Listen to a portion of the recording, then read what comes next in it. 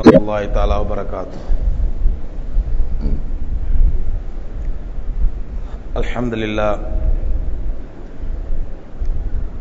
Alhamdulillahi rabbil alamin, wassalatu wassalamu ala sayyidil mursalin wa ala alihi wa ashabihi ajma'in, amma ba'd. கண்ணியத்திற்குரிய சகோதரர்களே, பெரியோர்களே, தாய்மார்களே, அளவிலா கருணையும் நெகில்லா கிருபையும் கொண்ட எல்லாம் வல்ல அல்லாஹ் ரப்பல் ஆலமீன் அவனுடைய பேரருளாலும் பெருங்கிருபையாலும் மீண்டும் ஒரு முறை புனிதமிக்க ரமலானை நமக்கு கொடுத்திருக்கின்றான். நம்முடைய வாழ்க்கையிலே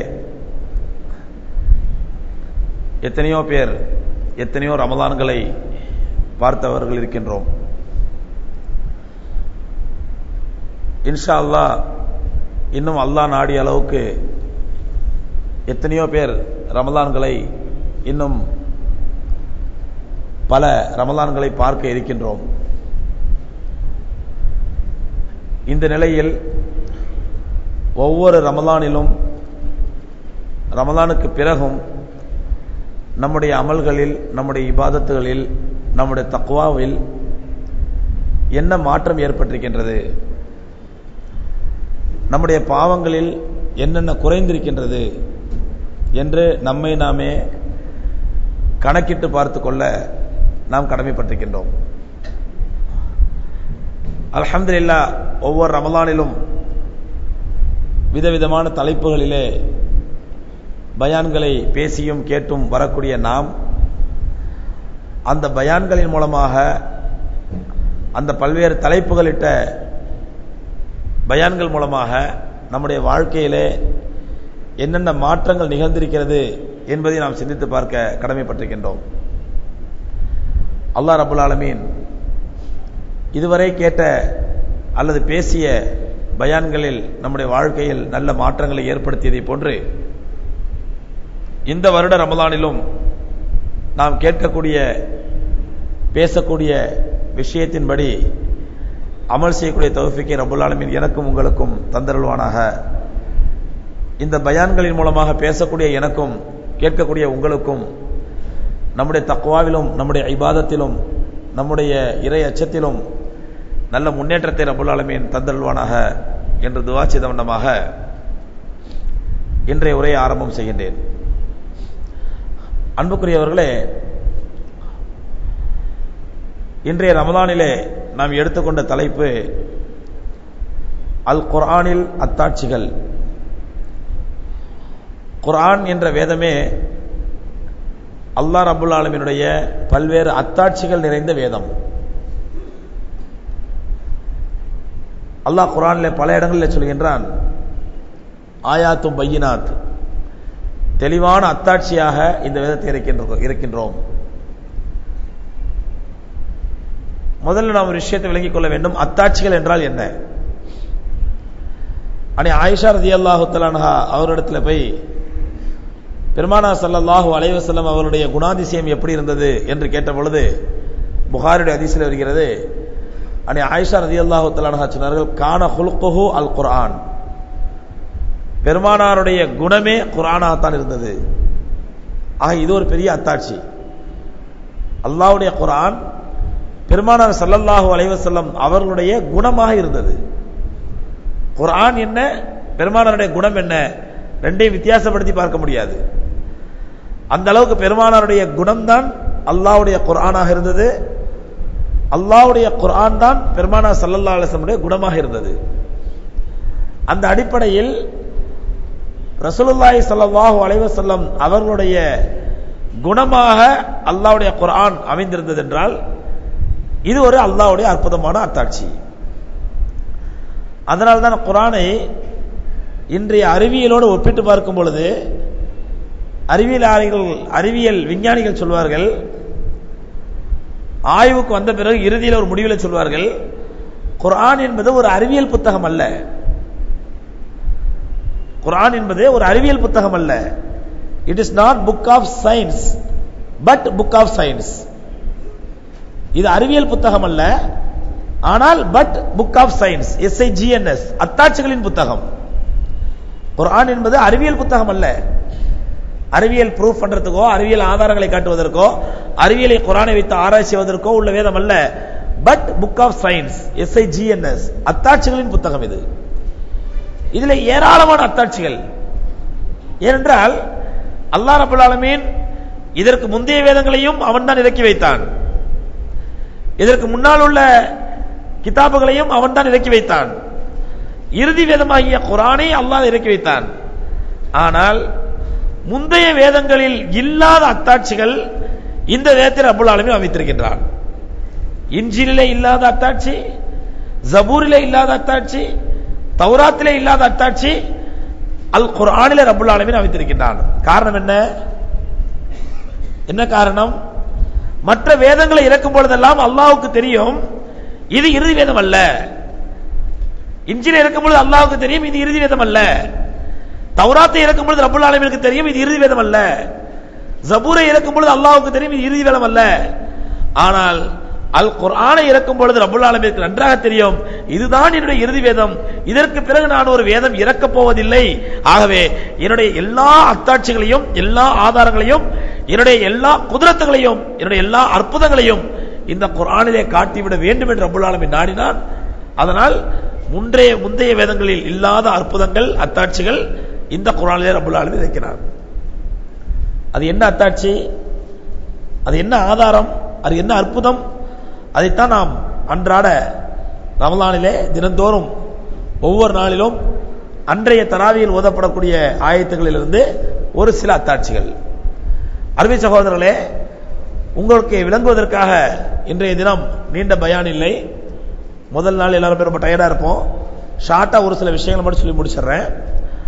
குர்ஆனிலே உள்ள அமைப்பையே ரப்பல் ஆலமீன் ஒரு அற்புதமான அமைப்பாக படைத்திருக்கின்றான். கொஞ்சம் குர்ஆனை ஆராய்ச்சி செய்து பார்க்கும் பொழுது, ஏன்னா அல்லாஹ் குர்ஆன்ல சொல்றான், அஃபலா யத்ததப்பருனல் குர்ஆன் அம் அலா குலூபின் அக்ஃபாலுஹா.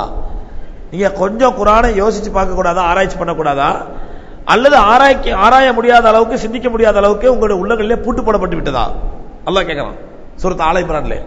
அஃபலா யத்ததப்பருனல் குர்ஆன், குர்ஆனை ஆராய்ச்சி செய்ய கூடாதா, அம் அலா குலூபின் அக்ஃபாலுஹா, அல்லது ஆராய்ச்சி செய்ய முடியாத அளவுக்கு உங்களுடைய உள்ளங்களிலே பூட்டு போடப்பட்டு விட்டதா?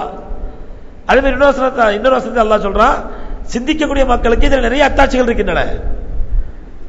ஆக ரப்பல் ஆலமீன் விரும்புவது என்னவென்றால், ஒவ்வொரு மூமினுமே குர்ஆனை ஆராய்ச்சி செய்யக்கூடியவனாக, குர்ஆனை சிந்திக்கக்கூடியவனாக அவன் மாற வேண்டும்.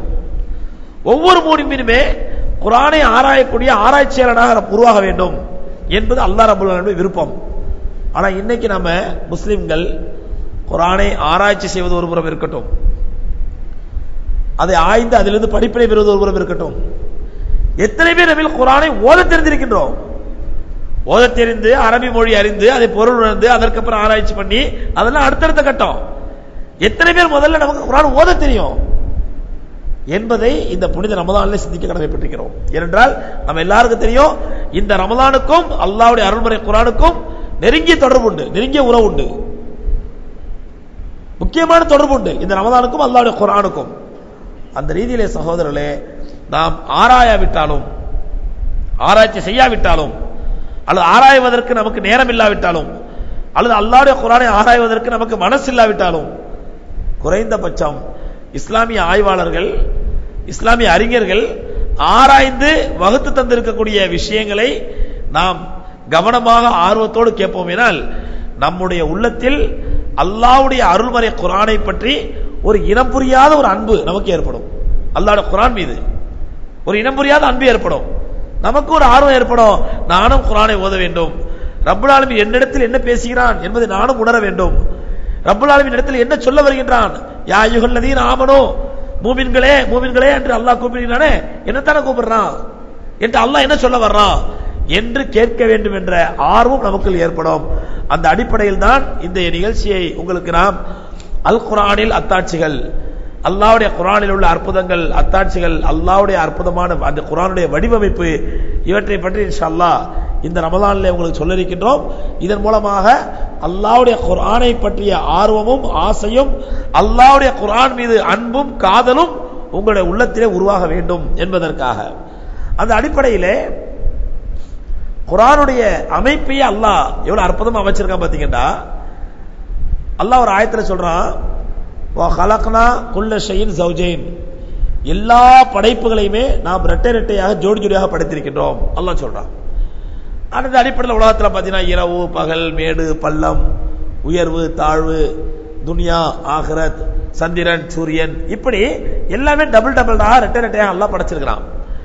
ஆனால் அல்லாஹ்வுடைய குர்ஆனை கொஞ்சம் ஆராய்ச்சி பண்ணி பார்க்கும் பொழுது அல்லாஹ் சுப்ஹானஹு வ தஆலா இந்த இரட்டை இரட்டையான ஜோடி ஜோடியான வார்த்தைகள் இருக்குது பாருங்க, அதை புழங்கும் விதத்திலும் ரொம்ப அழகான ஒரு முறையை கையாண்டிருக்கிறான். எப்படி பாருங்க, துனியான்னு சொன்னா ஆகிரத்துன்னு சொல்லுவோம், இம்மை மறுமை. இந்த துனியா என்ற வார்த்தை உலகத்திலே குர்ஆனிலே துனியா என்ற வார்த்தை எத்தனை இடத்தில் வருகின்றதோ அதே அளவுதான் ஆகிரத் என்ற வார்த்தையும் வருகின்றது. உதாரணமா, ஏன்னா எல்லாம் ஒரே இடத்துல வரல, துனியா ஆகிரத் துனியா ஆகிரத் துனியா சேர்ந்து வரல. துனியாங்கிறது வேற வேற இடங்கள்ல வருது, ஆகிரத்துங்கிறது வேற வேற இடங்கள்ல வருது. ஆனால் துனியாங்கிறது எத்தனை இடத்துல வருது, ஆகிரத்துங்கிற வார்த்தை எத்தனை இடத்துல வருது என்று பார்ப்போம்னால் இரண்டுமே சரியாக 115 இடத்துல வருது. துனியாங்கிற வார்த்தை அல்லாஹ் துனியாவை உலகத்தை குறிக்கக்கூடிய வார்த்தை 115 இடத்துல சொல்றான்டா, அதற்கு ஆப்போசிட்டான ஆகிரத் என்ற வார்த்தையும் ரப்பல் ஆலமீன் 115 இடத்துல பயன்படுத்துறான். குர்ஆனை ஆராய்ச்சி செய்யக்கூடிய ஆய்வாளர்கள் நம்ம கண்டுபிடிச்சு கொடுக்கிறது. அதே மாதிரி அல்லாஹ்வுடைய சிறந்த படைப்பு என்று சொன்னால் மலக்குமார்களை சொல்லலாம். மலக்குமார்கள் அல்லாஹ்வுடைய சிறந்த படைப்பு. அதற்கு ஆப்போசிட் அல்லாஹ்வுடைய மட்டமான படைப்பு யாரு? யாருங்க? ஷைத்தான். அல்லாஹ்வுடைய சிறந்த படைப்பு மலக்குமார்கள்னா, அல்லாஹ்வுடைய மட்டமான படைப்பு ஷைத்தான். ஜோடி இரட்டை ஆப்போசிட். இதே ரப்பல் ஆலமீன் பாத்தீங்கன்னா மலாயிகாங்கிற வார்த்தையை அல்லாஹ் 88 இடத்துல பயன்படுத்துறான். அதே மாதிரி ஷைத்தான்ங்கிற வார்த்தையை அல்லாஹ் 88 இடத்துல பயன்படுத்துறான். ரெண்டு ஆப்போசிட்டான வார்த்தை, ரெண்டு பயன்படுத்துற இடம் வேற வேற. மலக்குகள் ஷைத்தான், மலக்குகள் அல்லாஹ் என்ன சொல்ல, மலக்குகள் வேற வேற சூறாக்கள்ல சொல்றான், அது 88 இடம். மட்டமான படைப்பு ஷைத்தான், அந்த ஷைத்தான்ங்கிற வார்த்தை ரப்பல் ஆலமீன் சொல்றான், அதுவும் 88 இடத்தோம். இப்படி அல்லாஹ்வுடைய குர்ஆனுடைய அமைப்பே பார்த்தீங்கன்னா ஒரு பெரிய அற்புதமா இருக்கும். அதே மாதிரி வாழ்க்கைக்கு ஆப்போசிட் என்னங்க? ஹயாத்துக்கு ஆப்போசிட் மௌத், வாழ்க்கைக்கு ஆப்போசிட் மரணம். அதே மாதிரி இந்த ஆப்போசிட்டான இந்த ஜோடியான வார்த்தையை ரப்பல் ஆலமீன் குர்ஆனிலே ஹயாத்துங்கிற வார்த்தையை, வாழ்க்கைங்கிற வார்த்தையை 145 இடத்துல பயன்படுத்தியிருக்கான்டா. மௌத்துங்கிற வார்த்தையை 145 இடத்துல பயன்படுத்தியிருக்கான். வித்தியாசமான இடங்கள்ல, மாறுபட்ட இடங்கள்ல. அப்போ ஹயாத்து மௌத் என்ற இந்த இரண்டு வார்த்தை, இந்த ஜோடியான வார்த்தையும் 145 இடங்களை பயன்படுத்தியிருக்கான். அதே மாதிரி அல்லாஹ்வுடைய அற்புதமான படைப்பு மனிதர்கள். இந்த மனிதர்களுக்கு அல்லாஹ்வின் தரப்பிலிருந்து அனுப்பப்பட்ட தூதர்கள் யாரு? ரசூல்மார்கள். மனிதர்களுக்கு அனுப்பப்பட்டவர்கள் தூதர்கள். மனிதர்களே உள்ளவர் தான் அவங்க. ரசூல்மார்கள் யாரு? மனிதர்களே உள்ளவங்க தான். ஆனால் மனிதர்களுக்கு அல்லாஹ்வின் தரப்பிலிருந்து அனுப்பப்பட்ட தூதர்கள். அந்த மனிதர்கள்ங்கிற வார்த்தையை, அன்னாஸ் அப்படிங்கிற வார்த்தையை 50 இடத்துல பயன்படுத்துறான்டா. அந்த மனிதர்களுக்காக அனுப்பப்பட்ட தூதர்கள் அர் ரசூல் அப்படிங்கிற வார்த்தையும் அல்லாஹ் 50 இடத்துல பயன்படுத்துறான். அதே மாதிரி இப்லீஸை பற்றி, ஷைத்தானுடைய தலைவனாகிய இப்லீஸை பற்றி இப்லீஸ்ங்கிற வார்த்தையை அல்லாஹ் 11 இடத்துல பயன்படுத்துறான். அந்த இப்லீஸ் இடத்திலிருந்து பாதுகாப்பு பெற வேண்டும் என்பதையும் 11 இடத்துல அல்லாஹ் பயன்படுத்துறான். வேற வேற இடங்கள்ல, அடுத்தடுத்து அல்ல, வேற வேற இடங்கள்ல இப்லீஸ்ங்கிற வார்த்தையை அல்லாஹ் 11 இடத்துல சொல்றான்டா. இப்லீஸ் இடத்திலிருந்து எப்படி பாதுகாப்பு பெற வேண்டும் அப்படிங்கறத பத்தி ரப்பல் ஆலமீன் 11 இடத்துல சொல்றான். அதே மாதிரி ஜகாத், நாம் வாழ்க்கையிலே ஏழைகளுக்கு கொடுக்க வேண்டிய ஜகாத், ஜகாத் கொடுத்தா அல்லாஹ் சொல்றான், தர்மத்தின் மூலமாக நாம் மனிதனுடைய வாழ்க்கையிலே பரக்கத்தை கொடுப்போம். ஜகாத்தின் மூலமா என்ன ஏற்படுங்க? மனித வாழ்க்கையில பரக்கத்து ஏற்படும். அந்த ஜகாத்துங்கிற வார்த்தையை அல்லாஹ் ரப்பல் ஆலமீன் 32 இடத்துல பயன்படுத்துறான். அந்த ஜகாத்தின் மூலமாக மனித வாழ்க்கையில் ஏற்படக்கூடிய பரக்கத் என்பதை பற்றியும் 32 இடத்துல அல்லாஹ் சொல்றான். அப்ப இப்படி அல்லாஹ்வுடைய குர்ஆனுடைய அமைப்பே பார்த்தீங்கன்னா ஒரு அற்புதமான படைப்பாக, ஒரு அற்புதமான அமைப்பாக படைச்சிருக்கிறான். அதே மாதிரி பெருமானார் ஸல்லல்லாஹு அலைஹி வஸல்லம், முஹம்மது ஸல்லல்லாஹு அலைஹி வஸல்லம் அவங்களுடைய பேரு முஹம்மதுங்கிற வார்த்தையை அல்லாஹ் 4 இடத்துல பயன்படுத்துறான். அவர்கள் கொண்டு வந்த ஷரியத், ஷரியா அப்படிங்கிற வார்த்தையும் அல்லாஹ் 4 இடத்துல பயன்படுத்துறான். ரசூலுல்லாஹி ஸல்லல்லாஹு கொண்டு வந்தது ஷரியா என்பது. அப்ப முஹம்மதுங்கிற வார்த்தையை அல்லாஹ் 4 இடத்துல பயன்படுத்துறான், ஷரியா என்ற வார்த்தையை ரப்பல் ஆலமீன் 4 இடத்துல பயன்படுத்துறான். அதே மாதிரி ஆண்கள்ங்கிற வார்த்தை 24 இடத்துல, பெண்கள்ங்கிற வார்த்தை 24 இடத்துல. அதை விட பெரிய அற்புதம் பாருங்க,